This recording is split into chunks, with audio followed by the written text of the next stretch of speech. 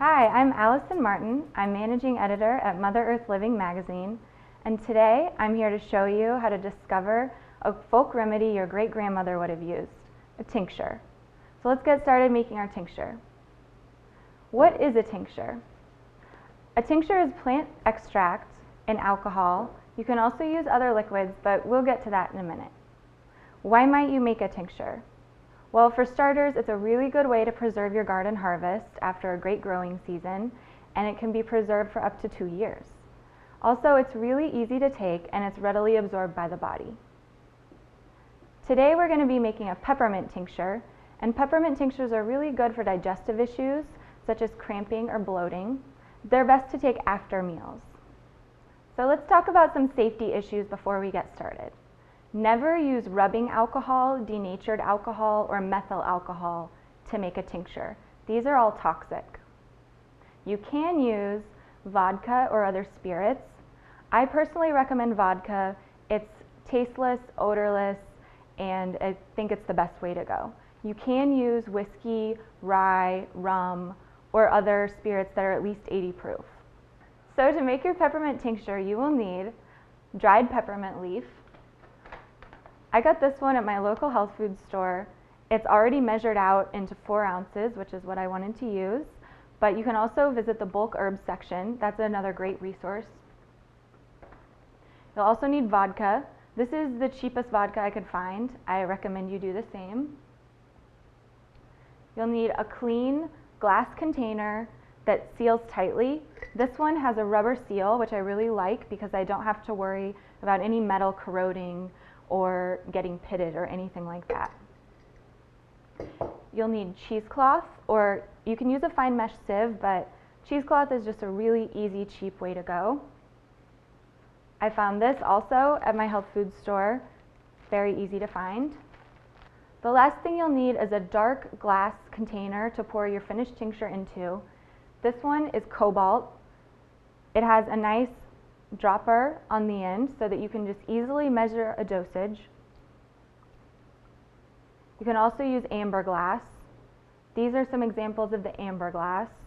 These are purchased tinctures, but you can purchase the amber glass just like the cobalt. The reason we're using amber or cobalt glass is so that the light can't get in and corrupt our tincture. The usual ratio for tinctures is 1 ounce dried herbs to 5 ounces alcohol. We've already done our measuring, so we're just going to pour in our peppermint leaf.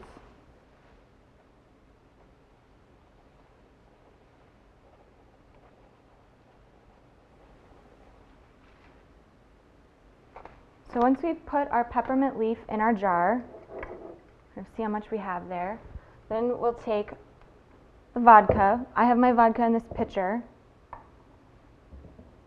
You pour it over the peppermint leaf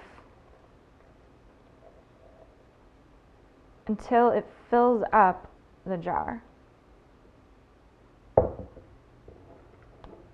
Give it a chance to mingle a little bit there. So let's just go ahead and shake up our tincture and see where we are. Give it a quick shake. Let's open it again and top it off with a little bit more vodka. We want to make sure that we're minimizing any of the plant material touching the oxygen. So we want to top it off with as much vodka as we can fit in there without overflowing it. Make sure that we have a really tight seal when we close up our jar. Then shake it again.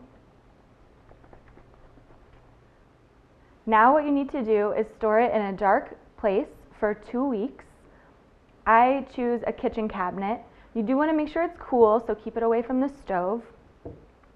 You want to shake it 1 to 2 times a day.